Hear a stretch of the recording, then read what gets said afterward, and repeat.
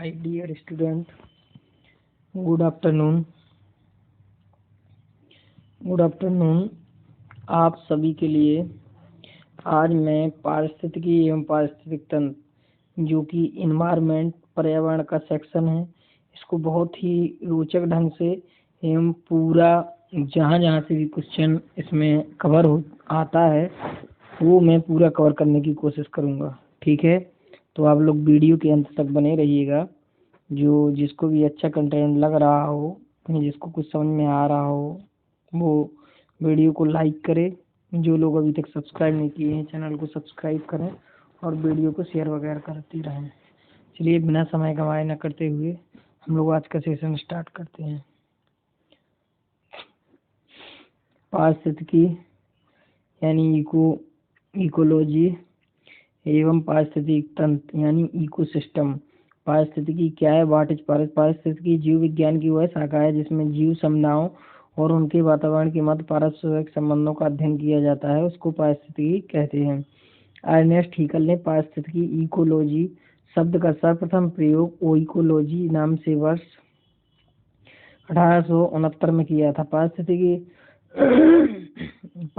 तंत्र शब्द का सर्वप्रथम प्रयोग ए.जी. टॉन्सले द्वारा वर्ष 1935 में किया गया। ए.जी. टॉन्सले याद रखना है इसमें। ए.जी. टॉन्सले बहुत आता है। पारिस्थितिक तंत्र शब्द का प्रयोग ए.जी. टॉन्सले ने।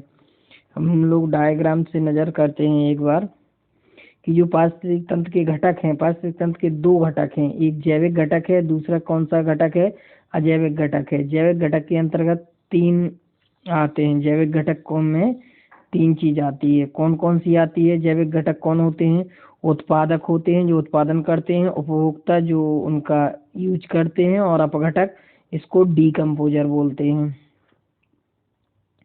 जैसे उत्पादक कौन हुआ? जैसे सपोज दैट घास को कौन खा गया? टिड्डा खा गया। या ये अपघटक डीकम्पोजर, जैसे उसको कोई कीड़ा मकोड़ा खा गया है। अपघटक जो डीकम्पोजर लास्ट है, तृतीय श्रेणी के उपभोक्ताओं को भी खा जाते हैं, जैसे जीवाणु वगैरह बैक्टीरिया लग जाते हैं, उसको अपघटक बोलते हैं। अब अजैविक घटक के कारक कौन कौन से हैं? तीन कारक हैं, भौतिक कारक, अकार्बनिक कारक और कार्बनिक। इनऑर्गेनिक और ऑर्गेनिक, फिजिकल। जैसे भौतिक कारक क्या है? तापमान, टेम्परेचर, आर्द्रता, ह्यूमिडिटी, प्रकाश, सौर ऊर्जा, स्थलाकृति, वायुमंडलीय दाब, एटमॉस्फेयर प्रेशर। अकार्बनिक में क्या है? जल, मिट्टी, खनिज, चट्टान, वायुमंडलीय गैस। और कार्बनिक में प्रोटीन, वसा और कार्बोहाइड्रेट। जैविक घटकों को तीन भागों में विभाजित किया गया है। कितने भागों में विभाजित किया गया है जैविक घटकों को? तीन भागों में। एक तो उत्पादक के अंतर्गत देखो अभी मैंने बताया था कि एक एक डिटेल से बता रहे हैं कि जो जैविक घटक हैं इसके अंतर्गत हरे पेड़ पौधे आ जाएंगे, कुछ घास आ जाएगी, कुछ खास जीवाणु, हरे पेड़ पौधे, कुछ खास जीवाणु और शैवाल यानी बैक्टीरिया और एल्गी शैवाल, जो सूर्य के प्रकाश की उपस्थिति में सरल अजैविक पदार्थों से अपना भोजन बना लेते हैं।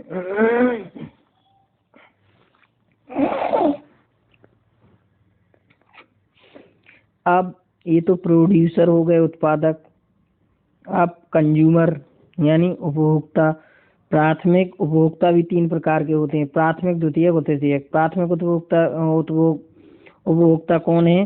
कि चरने वाले पशु, जैसे बकरी, खरगोश, ऊंट, टिड्डा आदि जो शाकाहारी होते हैं, और घास वगैरह ये सब, बकरी हुआ, खरगोश हुआ, ऊंट, टिड्डा आदि।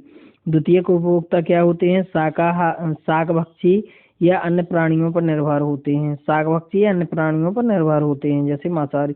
जैसे सांप टिड्डा को कौन खा जाएगा? सांप खा जाएगा। और भेड़िया किसको खा जाएगा? बकरी को खा जाएगा। तृतीय उपभोक्ता कौन होते हैं? जो प्राथमिक एवं द्वितीय उपभोक्ताओं को अपना आहार बनाते हैं, उनको तृतीय उपभोक्ता कहते हैं। जैसे बाज किसको खा जाएगा? टिड्डा को खा सकती है। सांप को बाज खा जाएगी। शेर किसको खा जाएगा? भेड़िया को खा जाएगा। और बाघ आदि, शेर सभी को खा जाएगा। अब घटक डीकम्पोजर क्या होते हैं? इसमें मुख्यतः बैक्टीरिया और कवक आते हैं। बैक्टीरिया जैसे रोटी वगैरह में भी बैक्टीरिया, वो कवक फंजाई लग जाता है, ज़्यादा दिन हो जाती तो फफूंद नहीं लग जाता रोटी में, रखे कोई भी चीज़ हो जाती है, खराब हो जाती है। इसलिए अपघटक भी होते हैं। इसमें मुख्यतः बैक्टीरिया और कवक आते हैं। बैक्टीरिया बोले तो जीवाणु, कवक यानी फंजाई आते हैं। ये पोषण के लिए मृत कार्बनिक पदार्थों या परत पर निर्भर करते हैं।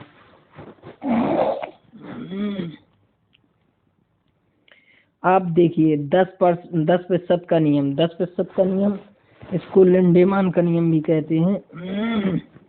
वर्ष 1942 में लिंडेमान ने प्रतिपादित किया था। 1942 शाकाहारी जंतु द्वारा उत्पादन की शुद्ध प्राथमिक उत्पादकता का 10% भाग अपने में संचित रखना। मांसाहारी जंतु द्वारा शाकाहारी जंतुओं भक्षण शाकाहारी की 10% ऊर्जा संरक्षित रहती है। मतलब ऊर्जा क्या है?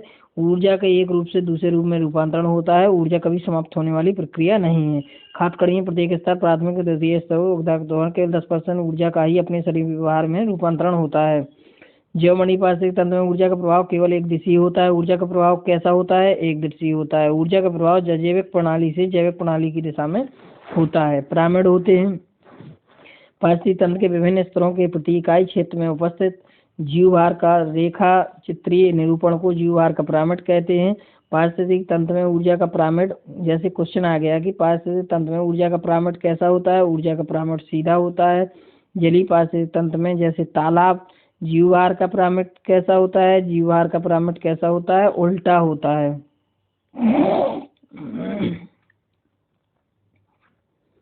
खाद्य श्रृंखला इकोसिस्टम में एक जीव से दूसरे जीव में भोज्य पदार्थों का स्थानांतरण।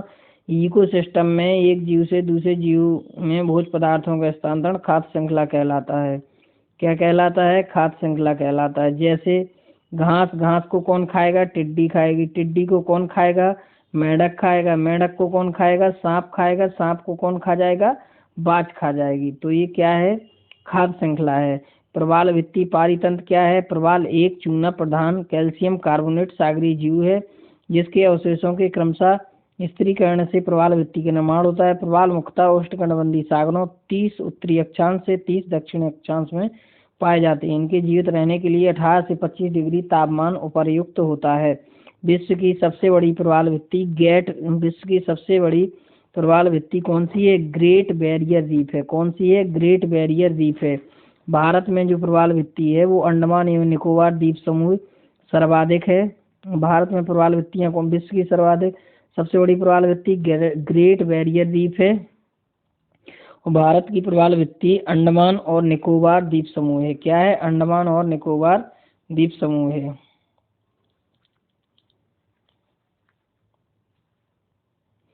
कच्छ की खाड़ी में सबसे कम प्रवाल भित्ति मन्नार की खाड़ी में और लक्षद्वीप में। किसमें? लक्षद्वीप में।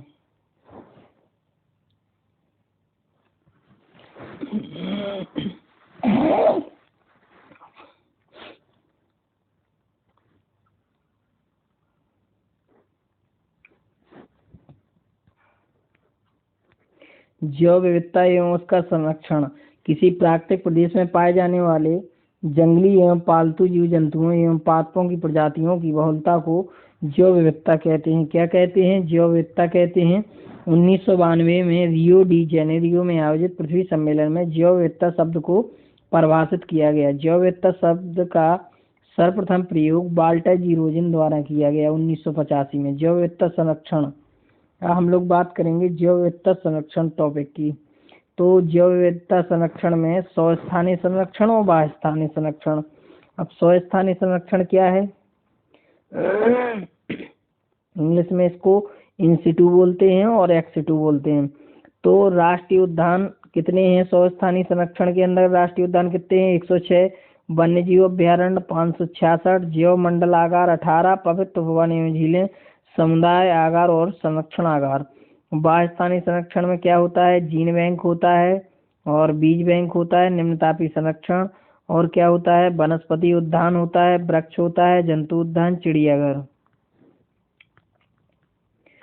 अब हम लोग बात करेंगे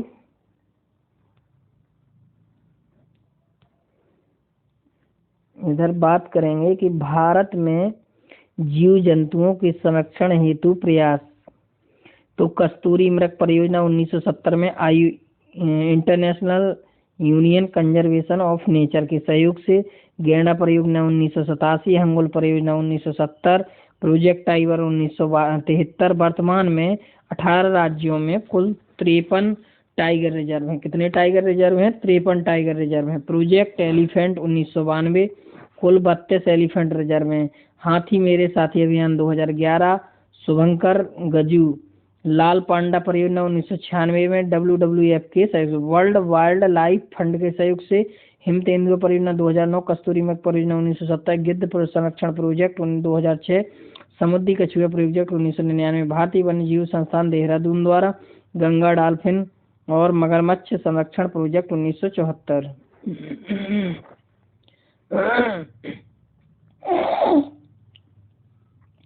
ये जो आप लोग कलेक्शन देख पा रहे हैं ये NCERT बेस्ड है, पूरा NCERT को इसमें इंक्लूड किया गया है, पूरा NCERT बेस्ड है।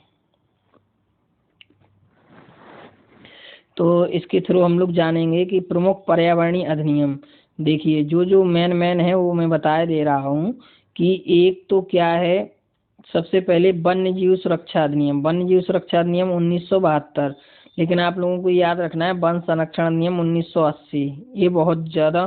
पर्यावरण सुरक्षा वन्य जीव संरक्षण अधिनियम 1980, पर्यावरण सुरक्षा क्या है 1986, प्रोजेक्ट टाइगर 1973 है, भारतीय वन अधिनियम 1927 है, जैव विविधता अधिनियम 2002 है, वायु प्रदूषण निवारण एवं नियंत्रण अधिनियम 1881। बट इसमें स्टार लगाओ, पर्यावरण सुरक्षा अधिनियम 1986, वन संरक्षण अधिनियम 1980।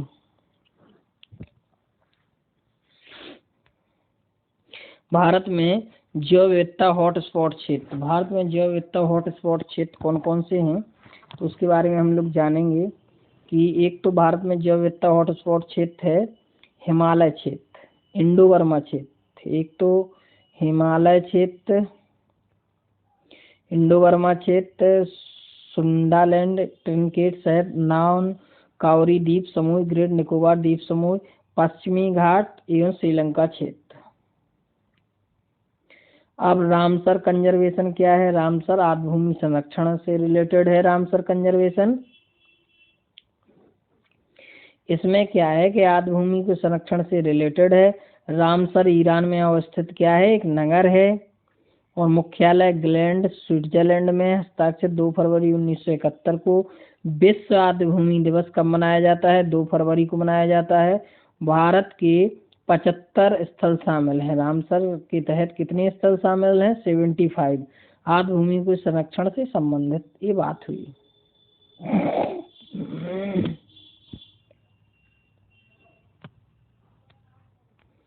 भारत में पर्यावरण संरक्षण के लिए चलाए गए प्रमुख आंदोलन। अब हम लोग आंदोलन देखेंगे भारत में चलाए गए इंडिया में पर्यावरण एनवायरनमेंट संरक्षण के लिए चलाए गए प्रमुख आंदोलन।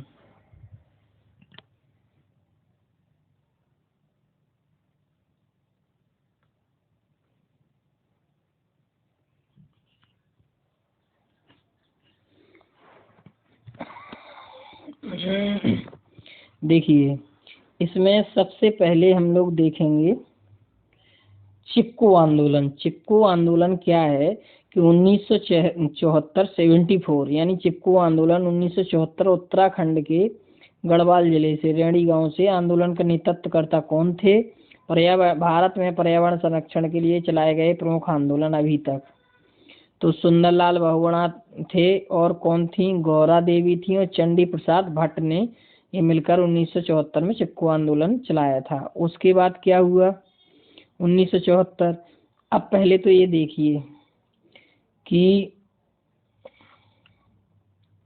बिश्नोई आंदोलन नेतृत्वकर्ता कौन है? अमृता बिश्नोई 1731 में। सन से देखेंगे। फिर उसके बाद क्या हुआ 1971 के बाद? बलिया पाल आंदोलन उड़ीसा में गांव की भूमि पर मिसाइल की टेस्टिंग रोकने के लिए, मतलब मिसाइल की टेस्टिंग रोक दी गई बलिया पाल आंदोलन से उड़ीसा में एक गांव की भूमि पर। शांत घाटी आंदोलन केरल में, यानी साइलेंट वैली किसको बोलते हैं? केरल को बोलते हैं, 1973। बाद मैत्री आंदोलन क्या हुआ? अब इधर पे सनई वाइज दिखा रहे हैं आपको, 1973 हो गया। फिर उसके बाद देखेंगे हम लोग, चलिए मैत्री आंदोलन 1994, इसकी शुरुआत कल्याण सिंह रावत ने उत्तराखंड में चमोली से की थी। जंगल बचाओ आंदोलन कहाँ हुआ था? बिहार में 1980 के दशक में प्रारंभ हुआ। नवधान्य आंदोलन 1982, जैव विविधता संरक्षण एवं जैविक खेती को बढ़ावा देना। नर्मदा बचाओ आंदोलन नदी के बारे में है, 1989। नेतृत्वकर्ता कौन है? मेधा पाटेकर, बाबा आमटे और धनती राय भट्टाचार्य। अपिको आंदोलन 1983, कर्नाटक, नेतृत्व पांडुरंग हेगड़े ने किया था। प्रमुख वन्य जीव संस्थान, प्रमुख जो वन्य जीव संस्थान हैं उसके बारे में हम लोग बात करेंगे कि प्रमुख वन्य जीव संस्थान कहाँ कहाँ पे हैं। कभी कभी पेपर में आता है, हम लोग गलत कर देते हैं, इसलिए उसको मिस ना हो तो अच्छे से एक बार रिवीजन कर लें। इंडियन फॉरेस्ट कॉलेज, अगर कॉलेज की बात करेंगे, इंडियन मतलब भारतीय, फॉरेस्ट मतलब जंगल से रिलेटेड है, कॉलेज विश्वविद्यालय देहरादून है। केंद्रीय पक्षी शोध संस्थान यानी वर्ल्ड रिसर्च इंस्टीट्यूट इज्जत नगर क्या है? बरेली में है। और भारतीय वन सर्वेक्षण केंद्र, देखिए इंडियन फॉरेस्ट कॉलेज की बात करें तो देहरादून में है, भारतीय वन सर्वेक्षण केंद्र की बात करें तो भी देहरादून में है। भारतीय प्राणी विज्ञान सर्वेक्षण केंद्र कहाँ पर है? कोलकाता में। भारतीय वन प्रबंधन संस्थान, अगर वन प्रबंधन यानी मैनेजमेंट इंस्टीट्यूट भोपाल में है। भारतीय वनस्पति उद्यान कहाँ पे है? कोलकाता में है। प्राणी वाला भी है और वनस्पति वाला, दोनों कहाँ पे है? कोलकाता में है। सलीम अली पक्षी विज्ञान एवं प्राकृतिक इतिहास केंद्र कहाँ है? कोयम्बटूर में है। राष्ट्रीय पर्यावरण अभियांत्रिकी संस्थान यानी NEERI, national engineering research institute कहाँ पे? नागपुर में है, कई बार एग्जाम में आ चुका है। देहरादून में बहुत चीजें हैं, इंडियन फॉरेस्ट कॉलेज है, भारतीय वन सर्वेक्षण केंद्र है, भारतीय वन्य जीव अनुसंधान संस्थान भी है, भारतीय वन्य जीव अनुसंधान संस्थान भी देहरादून में है। और क्या है? भारतीय वन्य जीव संस्थान देहरादून में, राष्ट्रीय पर्यावरण शोध संस्थान नागपुर में है, और पारिस्थितिक विज्ञान केंद्र बेंगलुरु में है, भारतीय प्राणी विज्ञान सर्वेक्षण कोलकाता में है। बट अगर भारतीय वन प्रबंधन संस्थान मैनेजमेंट की बात करेंगे तो भोपाल में है।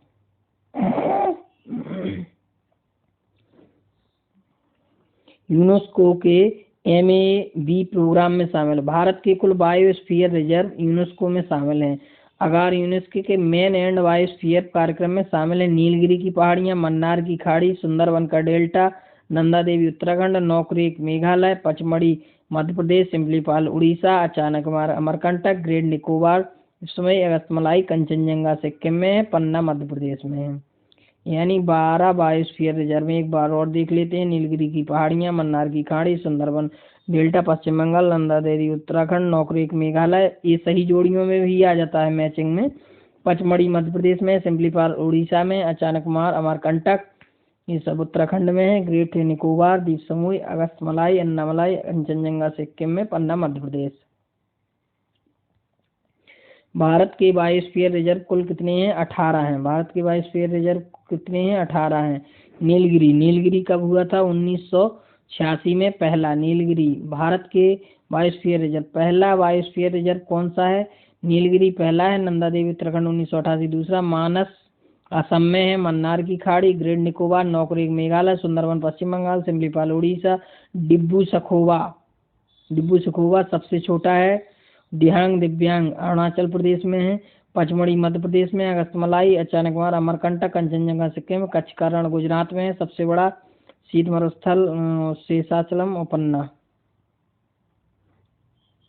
भारत में देखो ये जो टॉपिक चल रहे हैं, मैराथन क्लास चल रही है इसकी, ये सबसे ज़्यादा बेस्ट किस लिए है? यूपी पुलिस के लिए है, अन्य एग्जाम के लिए भी है, PCS वाला भी है, RO और यूपी स्पेशल के लिए, यूपी टेट के लिए भी बहुत महत्वपूर्ण है, क्योंकि ये जो पर्यावरण वाला पार्ट है यूपी टेट में भी 30 क्वेश्चन कम से कम आते ही आते हैं पर्यावरण से। तो इसको डिटेल में पर्यावरण आप लोगों को पढ़ाया जा रहा है। लगभग TS एकेडमी पर पूरा GS का NCERT बेस्ड मटेरियल हर टॉपिक का प्रोवाइड करा दिया गया है। भारत में टाइगर रिजर्व की सूची देखो, टाइगर रिजर्व कहाँ कहाँ पर है? झारखंड कहाँ पड़ता है? पलामू। देखो जो पलामू है टाइगर रिजर्व वो झारखंड में है। उत्तर प्रदेश में टाइगर रिजर्व कहाँ कहाँ है? उत्तर प्रदेश में। अभी बात करेंगे भारत में टाइगर रिजर्व की सूची। देखो झारखंड में पलामू है टाइगर रिजर्व। उत्तर प्रदेश में कितने टाइगर रिजर्व हैं? सबसे पहला और सबसे पुराना कौन है? दुधवा टाइगर रिजर्व लखीमपुर खीरी में है। पीलीभीत उत्तर प्रदेश में है। रानीपुर और अमनगढ़ 4 टाइगर रिजर्व है। दुधवा, लखीमपुर खीरी, पीलीभीत अमेठी साइड है, और रानीपुर और अमनगढ़। उड़ीसा में कौन कौन से हैं? सिम्पलीपाल है उड़ीसा में, और सतकोसिया। असम में मानस है, जोरहाट असम। नामेरी, कांजीरंगा एक सींग वाला गैंडा प्रसिद्ध है। ओरांग। तमिलनाडु मुदुमलाई, सतमंगलम, कड़कुडुम, अन्नामलाई, श्रीविल्लिपुरम, मेघामलाई।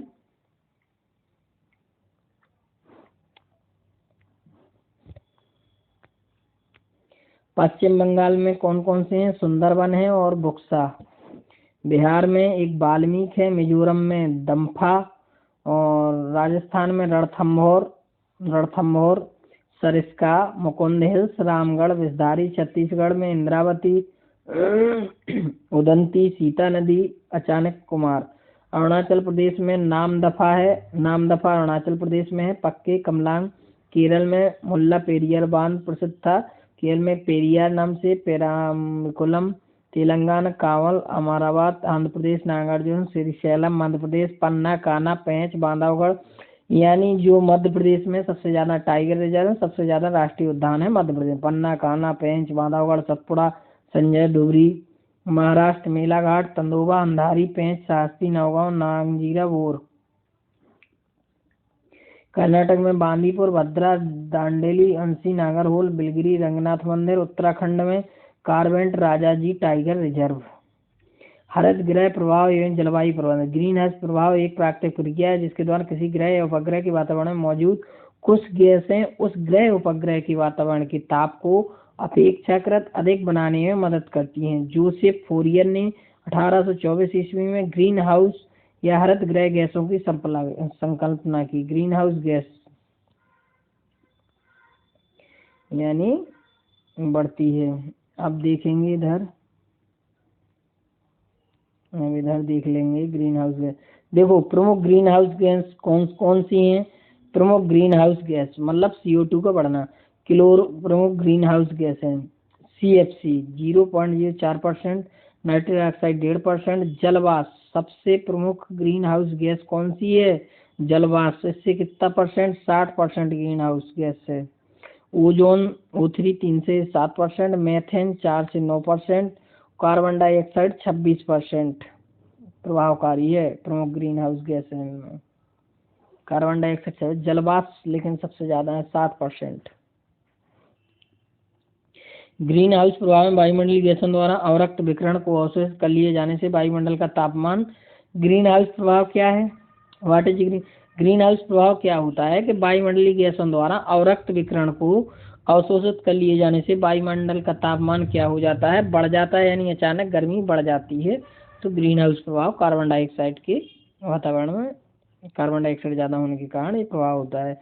बस 2020 के आंकड़ों के अनुसार कार्बन डाइऑक्साइड CO2 को सर्वाधिक योगदान देने वाले देशों में चीन के साथ 28%, पहले सेक्टर राज्य अमेरिका के साथ 15%, दूसरे स्थान पर भारत 7% के साथ तीसरे स्थान पर, और रूस 5% के साथ चौथे स्थान पर, जापान 3% के साथ पांचवें स्थान पर है।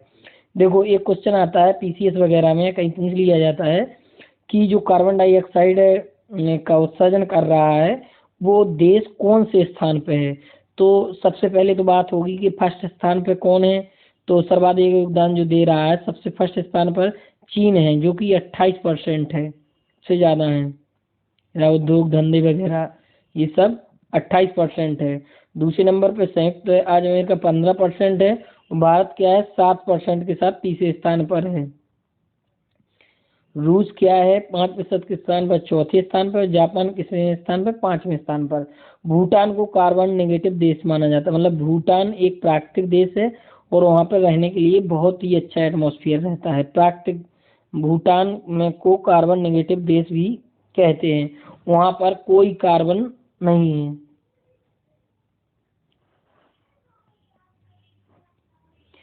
अब हम लोग बात करेंगे कि भूमंडलीय उष्णता के प्रभाव। सकारात्मक प्रभाव। सकारात्मक प्रभाव क्या है? बादलों में वृद्धि, पौधों द्वारा जल उपयोग क्षमता की वृद्धि, अधिक मात्रा में प्रकाश संश्लेषण। नकारात्मक प्रभाव क्या है? फसल उत्पादकता में कमी होती है, इससे जैव विविधता में कमी आती है, मौसमी दशाओं में परिवर्तन, बाढ़, सूखा, समुद्र के स्तर में वृद्धि, तटीय प्रदेशों का डूबना। इसके मतलब क्या दुष्परिणाम है? ग्लेशियर का पिघलना, जब वायुमंडलीय दाब बढ़ेगा जैसे पिघलना, अचानक नदियों का जलस्तर बढ़ जाएगा, बाढ़ आ जाएगी जिससे जनधन की हानि होगी। तापमान में वृद्धि, ग्लोबल वार्मिंग, पौधों में रोगों की वृद्धि, स्कैंडिनेविया प्रायद्वीप के अनेक देशों के काफी तट समुद्र में समाहित हो गए हैं। समय से पूर्व आमों में बौर आ जाना, तो वो गिर जाते हैं, इसलिए नुकसान होती है। तो ये हुई प्रमुख ग्रीन हाउस गैस है, जिसको ग्लोबल वार्मिंग भी इंग्लिश में बोलते हैं।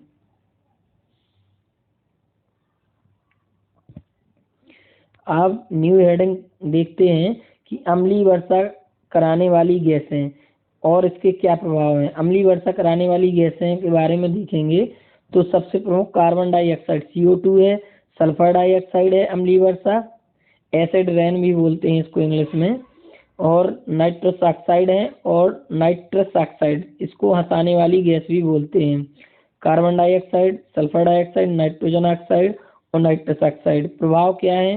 त्वचा पर फफोले पड़ने लगते हैं अम्लीय वर्षा से, और ताजमहल के रंग में परिवर्तन हो रहा है। क्या होता है कि जब कोई चिमनियों से धुआं निकलता है फैक्ट्री वगैरह से, तो वो ताजमहल को नुकसान कर रहा है। रंग में परिवर्तन सल्फर के कारण ही वो क्या है, ताजमहल व्हाइट से पीला होने लगा। जलवायु, जलीय जीव जंतुओं को क्या हो रहा है? नुकसान हो रहा है, उनको बेचैनी हो रही है।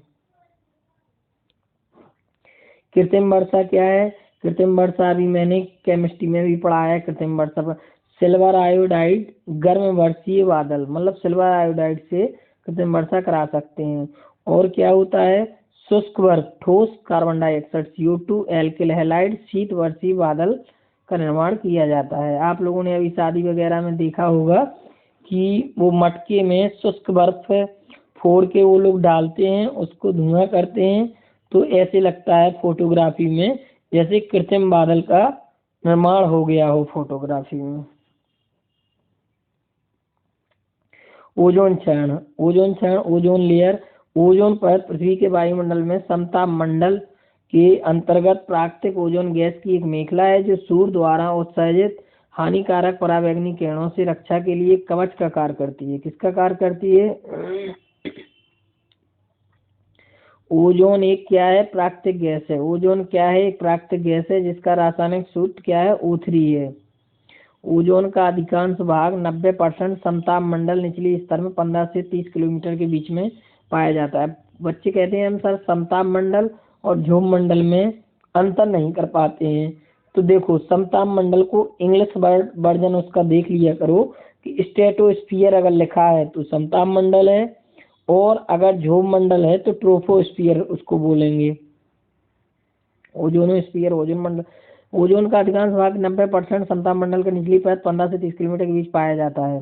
ध्रुव मंडल में ओजोन का शेष भाग 10% पाया जाता है। ध्रुव मंडल को ओजोन वायु को प्रदूषित करता है, स्मोक के निर्माण में मदद करता है, इसलिए ध्रुव मंडल का ओजोन हानिकारक माना जाता है। वायुमंडलीय ओजोन का मापन, जो ओजोन का मापन की इकाई है वो डॉप्सन है, स्पेक्ट्रोमीटर द्वारा किया जाता है। इसे डॉप्सन यूनिट में व्यक्त किया जाता है। एक डॉप्सन यूनिट शुद्ध ओजोन की मोटाई 0.01 मिलीमीटर के बराबर होती है।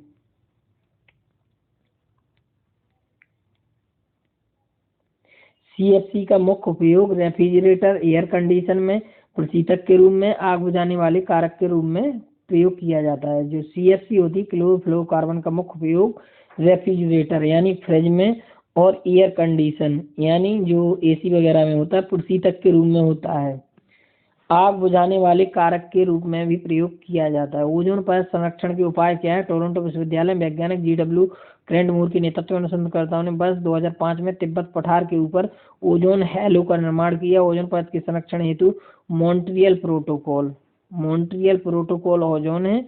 क्योटो प्रोटोकॉल कार्बन से रिलेटेड को 16 सितंबर ओजोन डे कब मनाया जाता है? 16 सितंबर 1987 को अपनाया गया, जो वर्ष 1989 प्रभावी रूप से कार्य करने लगा। 16 सितंबर को अंतर्राष्ट्रीय ओजोन दिवस मनाया जाता है। मॉन्ट्रियल प्रोटोकॉल और 1987 के तहत विकसित देशों को वर्ष 2000 तक CFC का उपयोग एवं उत्पादन पूरी तरह प्रतिबंधित करने को कहा गया है।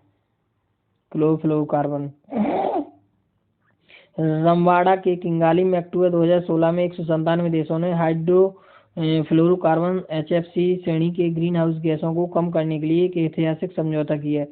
इसमें वर्ष 2100 तक ग्लोबल वार्मिंग में 0.5 डिग्री सेल्सियस तक कमी करने का लक्ष्य रखा गया। ओजोन परत क्षरण के प्रभाव। सूर्य की पराबैंगनी किरणों को सामान्यतः 3 वर्गों में बांटा गया है। कितने वर्गों में बांटा गया है? सूर्य की पराबैंगनी अल्ट्रावायलेट किरणों को 3 वर्गों में बांटा गया है। जैसे अल्ट्रावायलेट ए 315 से 400 nm, अल्ट्रावायलेट बी 280 से 315 nm, अल्ट्रावायलेट सी 1000 से 100 से 280 nm। अल्ट्रावायलेट विकिरणों से प्रभाव क्या है? अल्ट्रावायलेट विकिरणों के प्रभाव अत्यंत घातक सनबर्न, मोतियाबिंद हो सकता है, त्वचा कैंसर, जीन परिवर्तन, म्यूटेशन, आनुवंशिक दोष, जेनेटिक डिसीज। ओजोन परत सूर्य के उच्च आवृत्ति के पराबैंगनी प्रकाश की 93 से 99% मात्रा अवशोषित कर लेती है। जो ओजोन परत होती है वो क्या करती है? अल्ट्रावायलेट जो किरणें खतरनाक होती हैं उसको क्या करती है? 99% अवशोषित कर लेती है, जो पृथ्वी पर जीवन के लिए हानिकारक है। ओजोन क्षरण हेतु जिम्मेदार पदार्थ सबसे मुख्य क्लोरोफ्लोरोकार्बन CFC का निर्माण क्लोरीन, फ्लोरीन एवं कार्बन से होता है। इसका व्यापारिक नाम फ्रियान है। हाँ, इधर और देख लीजिएगा। ओजोन क्षरण हेतु जिम्मेदार पदार्थों सबसे मुख्य क्लोरोफ्लोरोकार्बन है। CFC का निर्माण क्लोरीन, फ्लोरीन और कार्बन से होता है। इसका व्यापारिक नाम फ्रियान है। पर्यावरण एवं सतत विकास। पर्यावरण पृथ्वी पर पाए जाने वाले भूमि, जल, वायु, पेड़ पौधे एवं जीव जंतुओं का समूह जो हमारे चारों ओर है, सामूहिक रूप से पर्यावरण कहलाता है। क्या कहलाता है? पर्यावरण। पर्यावरण संरक्षण अधिनियम 1986 के अनुसार पर्यावरण किसी जीव के चारों तरफ से घिरे भौतिक एवं जैविक दशाओं और उनके साथ अंतःक्रिया को सम्मिलित करता है।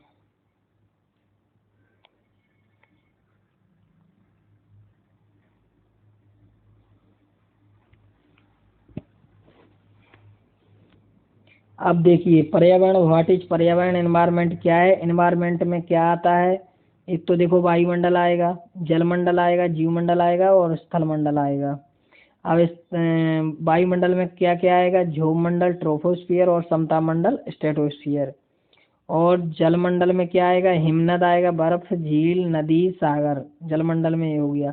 जीवमंडल में पौधे और जंतु आ जाएंगे। स्थल मंडल में क्या आ जाएगा? मरुस्थल आ जाएगा, मैदान आएगा और पर्वत आएगा। पर्यावरण के संगठक। पर्यावरण के संगठक क्या है?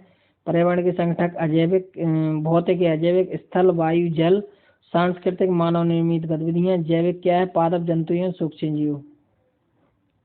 पर्यावरणीय प्रदूषण। प्रदूषण भूमि, वायु तथा जल के भौतिक, रासायनिक अथवा जैव अभिलक्षणों में अनापेक्षित परिवर्तन के फलस्वरूप होता है। वे पदार्थ जिनसे प्रदूषण फैलता है क्या कहलाते हैं? प्रदूषक कहलाते हैं। प्रदूषण के प्रकार। प्रदूषण के कितने प्रकार हैं ये सब देख लेते हैं। भौतिक गुणों के आधार पर प्रदूषण, यानी गैसीय प्रदूषण, धूल प्रदूषण, ताप प्रदूषण, ध्वनि प्रदूषण, रेडियो सक्रियता, सक्रिय प्रदूषण। उत्पत्ति के आधार पर बात करेंगे, प्राकृतिक ज्वालामुखी का फटना ये प्राकृतिक है। मानव उद्योग, मनुष्य द्वारा औद्योगिक क्षेत्र, कृषि से उत्पन्न प्रदूषक जो हैं वो उत्पत्ति के आधार पर हैं। पारिस्थितिक तंत्र के आधार पर जैव निम्नीकरण और जैव निम्नीकरणीय रहत। जैसे जैव निम्नीकरणीय क्या है? जैव निम्नीकरणीय क्या है? घर का कूड़ा, आप लोग उसको चेंज कर सकते हैं। जैव निम्नीकरणीय पशुओं के मलमूत्र, उसको चेंज कर सकते हैं, मतलब ये कुछ बना सकते हैं। सीवेज। अब क्या है? जैव निम्नीकरण रहित, यानी ये एक दूसरे से दूसरी अवस्था में चेंज। जैसे प्लास्टिक सबसे खतरनाक है, ये क्या है? ये जैव अनिम्नीकरणीय होगा। प्लास्टिक हो गया। DDT जो नहीं छिड़काव करते थे, DDT पहले मच्छरों के लिए, वो खतरनाक होती है क्योंकि वो बह के जाएगी, उससे कावा वगैरह का मर रहे हैं। DDT और यूरिया वगैरह ये सब। Benzene, hexachloride. पर्यावरणीय भाग के आधार पर जल प्रदूषण, वायु प्रदूषण और भूमि प्रदूषण। धारणीय विकास या सतत विकास। धारणीय विकास विकास की वह अवधारणा है जिसके तहत वर्तमान की आवश्यकताओं के साथ साथ भविष्य की आवश्यकताओं को भी ध्यान में रखा गया है। धारणीय विकास की अवधारणा वर्ष 1987 world commission on environment and development WCED ने अपनी रिपोर्ट अवर कॉमन फ्यूचर में प्रस्तुत की। वर्ष 1992 में आयोजित पृथ्वी सम्मेलन में घोषित एजेंडा 21 यानी 21 में इससे समर्थन प्रदान किया गया। एजेंडा 21 क्या है? What is agenda 21? 21 एजेंडा क्या है? जैविक विविधता का सर्वेक्षण, संकटग्रस्त जीवों का संरक्षण करता है एजेंडा 21। पूंजी स्थानांतरण को उदार बनाने में बल देता है, सबको खाद्य, स्वच्छ जल और सुरक्षा देता है, विकसित देशों में गरीबी निवारण और जनसंख्या का नियंत्रण करता है। धारणीय और सतत विकास की अवधारणा के सर्वप्रथम प्रतिपादक ब्रटलैंड है, 1987 थे। संयुक्त राष्ट्र संघ ने 17 सतत विकास लक्ष्यों का निर्धारण किया है, जिन्हें वर्ष 2030 तक प्राप्त करने का लक्ष्य रखा गया है। संयुक्त राष्ट्र संघ बोले तो यूएसए ने 2030 तक 17 सतत विकासों का निर्धारण किया है और उन्हें लक्ष्य प्राप्त करने का निर्णय लिया गया है।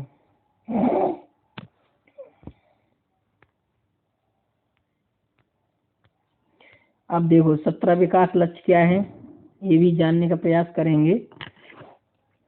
देखो, गरीबी की समाप्ति, भुखमरी से मुक्ति, स्वास्थ्य और सुरक्षा, गुणवत्तापूर्ण शिक्षा, लैंगिक समानता, जल और स्वच्छता, किफायती और स्वच्छ ऊर्जा, उत्कृष्ट एवं आर्थिक विकास, उद्योग, नवाचार, बुनियादी ढांचे का विकास, असमानताओं में कमी, संवहनी, शहरी और सामुदायिक विकास, जिम्मेदारी के साथ उपभोग और उत्पाद, जलवायु कार्रवाई, जलीय जीवों की सुरक्षा, स्थलीय जीवों की सुरक्षा, शांति, न्याय और सशक्त संस्थाएं और लक्ष्यों के लिए भागीदारी।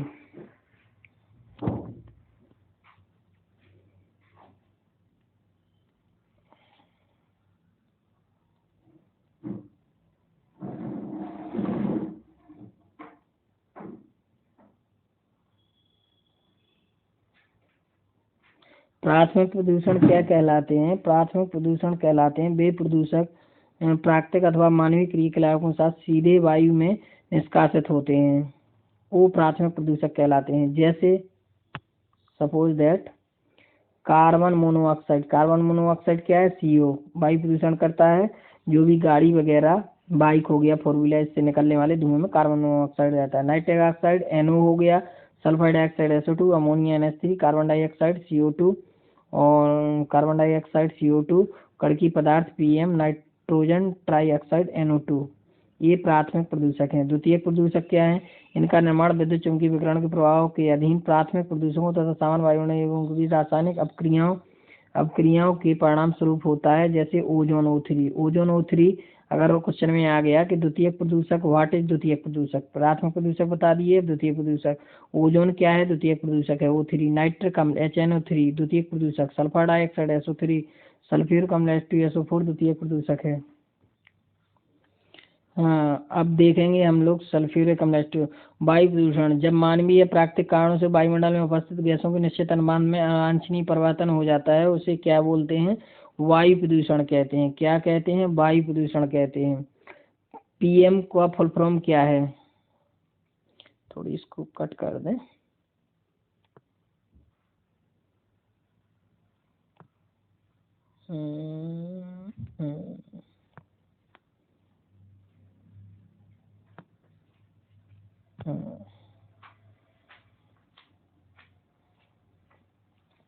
देखो, PM का फुल फॉर्म क्या है? Particular matter. 10 माइक्रोन से बड़े आकार वाले कणों का शुद्ध कण की पदार्थ या धूल की संज्ञा दी गई है, 10 माइक्रोन।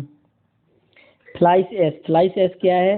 फ्लाई एश सूक्ष्म पाउडर होता है जो वायु के साथ काफी दूर तक यात्रा करता है। इसका उत्सर्जन मुख्यतः कोयला आधारित ताप विद्युत घरों में होता है।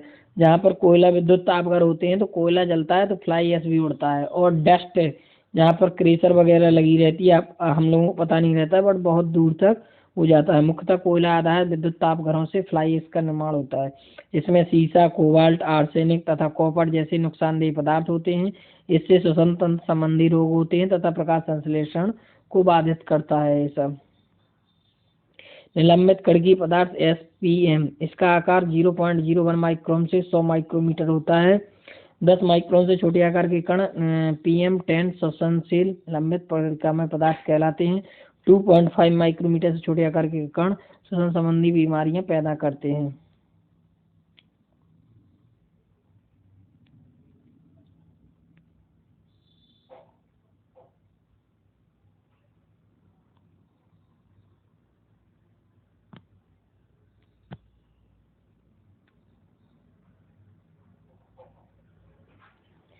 अब हम लोग बात करेंगे कार्बन मोनोऑक्साइड की। कार्बन मोनोऑक्साइड क्या है? सभी वायु प्रदूषकों के 50% भाग का प्रतिनिधित्व कौन करता है? Carbon monoxide. इसे दम घोटू गैस भी कहते हैं। Methane CH4। मीथेन कहाँ सबसे ज्यादा होती है? धान के खेत में, कोयले की खदानों में होती है, घरेलू पशु वातावरण मीथेन उत्सर्जन के वायु और दीमक वगैरह में वहाँ भी होती है। बेंजीन से क्या होता है? ब्लड कैंसर होता है। B6H6 बेंजीन से रक्त कैंसर, ब्लड कैंसर, ल्यूकेमिया होता है। कैडमियम के कण श्वसन विष की तरह कार्य करते हैं। एटाई रोग भी इसी के कारण होता है। कैडमियम से क्या होता है? सीडी से एटाई नामक रोग भी होता है, जो हृदय संबंधी रोग उत्पन्न करते हैं एवं रक्तदाब को क्या करते हैं? बढ़ाते हैं। राष्ट्रीय वायु गुणवत्ता सूचकांक, प्रधानमंत्री ने 6 अप्रैल 2015 को राष्ट्रीय वायु गुणवत्ता सूचकांक AQI का शुभारंभ किया। AQI में 8 प्रदूषकों को सम्मिलित किया गया है। निलंबित धूल कण PM10, सूक्ष्म मूल कण PM2.5, nitrogen oxide NO2, ozone O3, carbon monoxide CO, sulphur dioxide CSO2, ammonia NH3, lead PB। वायु गुणवत्ता सूचकांक को 6 श्रेणी में बांटा गया है। सबसे अच्छा क्या होता है? AQI 0.50 यानी कलर कोड। यहाँ एक बार PCS में ये भी पूछ चुका है कि सबसे अच्छा वायु प्रदूषण कलर कोड कौन सा है, तो आप लोग हरा लगा के आइएगा। संतोषजनक क्या है? हल्का हरा। सामान्य प्रदूषित गुलाबी। खराब क्या है? पीला। अति खराब लाल। गंभीर क्या है? गहरा लाल। सामान्य प्रदूषित कोड गुलाबी है। जल प्रदूषण, जल की गुणवत्ता को कम करने के लिए तत्वों को जल प्रदूषक कहते हैं। सामान्य रूप से जल की गुणवत्ता का निर्धारण जैव ऑक्सीजन मांग यानी BOD, बायोलॉजिकल ऑक्सीजन डिमांड कहते हैं। रासायनिक ऑक्सीजन मांग CO2, घुली ऑक्सीजन DO तथा pH की मान के आधार पर किया जाता है। जैविक ऑक्सीजन मांग बायोलॉजिकल ऑक्सीजन डिमांड BOD परीक्षण जल में उपस्थित जैव ऑक्सीकरण कार्बनिक पदार्थों की मात्रा का आकलन करता है। पीने के शुद्ध जल की BOD की मात्रा 1 ppm से कम होनी चाहिए। सामान्यतः नदियों में BOD का स्तर 40 मिलीग्राम प्रति लीटर होना चाहिए। जल प्रदूषण के कारण क्या क्या होता है? वायु प्रदूषण हो गया। अब जल प्रदूषण के कारण हैजा होता है, तपेदिक बीमारियां होती हैं, पीलिया हो जाता है, अतिशय म्यादी ज्वार, पैरा टाइफाइड हो जाता है, पेचिस आदि रोग होते हैं। एस्बेस्टस से रेशों से युक्त जल के सेवन से एस्बेस्टोसिस फेफड़े के कैंसर का रूप नामक रोग होता है। पारायुक्त जल पीने से क्या हो जाता है? पारायुक्त जल पीने से मिनीमाता रोग होता है। पेयजल में नाइट्रेट की अधिकता से ब्लू बेबी सिंड्रोम नामक रोग तथा कैडमियम की अधिकता से एटाई रोग होता है। पेयजल में नाइट्रेट की अधिकता से ब्लू बेबी सिंड्रोम नामक रोग और कैडमियम की अधिकता से एटाई। जल में आर्सेनिक की अधिकता है जल में तो क्या होगा? ब्लैक फुट नामक रोग होगा। शीशा युक्त जल से एनीमिया हो जाएगी यानी खून की कमी हो जाएगी। सिर दर्द, मांसपेशियों में कमजोरी का आभास होता है। नौकनी संलक्षण फ्लोराइड के प्रदूषण से उत्पन्न होता है। बस ये मैराथन क्लास का लास्ट पेज है और इसी को समझेंगे। इसी के अकॉर्डिंग पूरा एनवायरनमेंट कवर हो गया। ध्वनि प्रदूषण को समझेंगे। उच्च तीव्रता वाली ध्वनि अर्थात अवांछित शोर के कारण उत्पन्न अशांति एवं बेचैनी की दिशा को ध्वनि प्रदूषण कहते हैं। क्या कहते हैं? ध्वनि प्रदूषण कहते हैं। ध्वनि की तीव्रता का मापन इकाई किस में होता है? डेसिबल में होता है। ध्वनि प्रदूषण वाले क्षेत्रों में हरे पौधों को अधिक रोपित किया जाता है क्योंकि उनमें ध्वनि को अवशोषित करने की क्षमता होती है। 20 डेसिबल, एक PCS में क्वेश्चन पूछा जा चुका है कि 20 डेसिबल पत्तियों की सरसराहट की ध्वनि कितनी होती है? 20 डेसिबल होती है। फुसफुसाहट की ध्वनि 30 डेसिबल, शांत कमरे की ध्वनि 40 डेसिबल, सामान्यतः बातचीत की ध्वनि होती है वो 50 से 60 यानी 60 डेसिबल। ट्रक व बसों की आवाज़ 80 से 85 डेसिबल। जेट इंजन की आवाज़ 120 डेसिबल। जेट प्लेन की लैंडिंग 150 से 180। Rocket engine.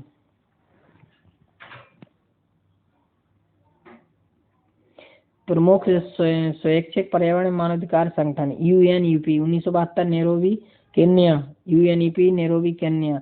Red Cross Geneva Switzerland 1863। Greenpeace International Amsterdam Netherland 1971। Amnesty International London England. WWF World Wild Fund for Nature Cambridge England 1988। Human right branch USA 1978। IPCC Geneva Switzerland. Traffic क्रेविज England. Wetland International Netherland. Friends of Earth Amsterdam Netherland. IUCN international union for conservation. IUC का full form क्या है? IUCN international union for conservation of nature gland Switzerland. अंतर्राष्ट्रीय पर्यावरण सम्मेलन और संधियां। Stockholm सम्मेलन Sweden 1972। 72 पर्यावरण का मैग्ना कार्टा कहा जाता है स्टॉकहोम सम्मेलन स्वीडन को। इस सम्मेलन से संयुक्त राष्ट्र पर्यावरण कार्यक्रम यूएनईपी की स्थापना हुई। 5 जून को पर्यावरण दिवस मनाने की घोषणा हुई। मॉन्ट्रियल सम्मेलन कहाँ हुआ था? कनाडा में हुआ था मॉन्ट्रियल सम्मेलन। ओजोन परत के संरक्षण हेतु प्रथम अंतर्राष्ट्रीय समझौता मॉन्ट्रियल प्रोटोकॉल कहलाता है। 16 सितंबर को ओजोन दिवस के रूप में मनाते हैं। 1927 में रियो सम्मेलन ब्राजील, इसको पृथ्वी सम्मेलन भी बोलते हैं। सतत विकास हेतु एजेंडा 21 स्वीकृत किया गया। 1992 में जलवायु परिवर्तन संयुक्त राष्ट्र फ्रेमवर्क कन्जर्वेशन UNFCCC की स्थापना। क्योटो प्रोटोकॉल पृथ्वी +5 सम्मेलन ग्रीन पीस गैसों के उत्सर्जन में कटौती करके भूमंडलीय तापमान कम करना। 1990 के स्तर में 5.2% की कटौती करने का निर्णय लिया गया था। जोहान्सबर्ग क्या है? जोहान्सबर्ग रियो+10 सम्मेलन, पृथ्वी +10 सम्मेलन 2002 यानी द्वितीय पृथ्वी सम्मेलन भी कहते हैं। गरीबी उन्मूलन हेतु विश्व एकजुटता कोष की स्थापना पर सहमति। सतत विकास पर बल दिया गया। कानकुन सम्मेलन मैक्सिको 2010 100 अरब डॉलर से हरित जलवायु कोष यानी ग्रीन क्लाइमेट फंड को स्थापित करने का निर्णय लिया गया। रियो+20 सम्मेलन ब्राजील, पृथ्वी +20 सम्मेलन 2012 द फ्यूचर वी वांट का मसौदा प्रस्तुत किया गया। जीरो हंगर चैलेंज, सभी व्यक्तियों को प्रतिवर्ष आवश्यक खाद्य सुरक्षा उपलब्ध कराना। जलवायु अनुकूल शिखर सम्मेलन नीदरलैंड 2021 अंतर्राष्ट्रीय कृषि विकास निधि IFAD नामा नवीन अम्ब्रेला निधि की स्थापना की गई। पर्यावरणीय पुरस्कार, प्रमुख पर्यावरणीय पुरस्कार हम लोग जानेंगे यहाँ पर कि जो टॉयलर पुरस्कार है वो पर्यावरण से रिलेटेड है। ये सारे पुरस्कार पर्यावरण से रिलेटेड है। टॉयलर पुरस्कार 1973 कैलिफोर्निया विश्वविद्यालय प्रदान करने वाली जो संस्थाएं हैं। गोल्डमैन पुरस्कार गोल्डमैन फाउंडेशन 1989। ग्लोबल 500 पुरस्कार 1987 UNEP। गोल्डन पांडा पुरस्कार Wild Life Conservation Charity Bristol England. Sasakawa पुरस्कार UNEP 1986। व्हिटली पुरस्कार 1994 WFN Whitley Fund for Nature. Indira Gandhi पर्यावरण पुरस्कार 1987 भारत सरकार। इंदिरा प्रियदर्शनी पुरस्कार 1986 पर्यावरण और वन मंत्रालय भारत सरकार। राजीव गांधी वन्यजीव संरक्षण पुरस्कार पर्यावरण एवं वन मंत्रालय भारत सरकार। टॉयलर पुरस्कार, गोल्डमैन पुरस्कार, ग्लोबल 500 पुरस्कार, गोल्डन पांडा, सासाकावा, व्हिटली, इंदिरा गांधी, ये थी पर्यावरण की मैराथन क्लास जो कि कवर किया है। ठीक है, तो जो लोग अभी तक चैनल को सब्सक्राइब नहीं है वो चैनल को सब्सक्राइब कर दें। मैं आपका प्रदीप सर ऑनलाइन क्लास से आप लोगों को रूबरी करवाया हूँ। बहुत अच्छी शानदार क्लास हुई है ये। चलिए मिलते हैं नेक्स्ट वीडियो में, तब तक के लिए जय हिंद, ऑल द बेस्ट।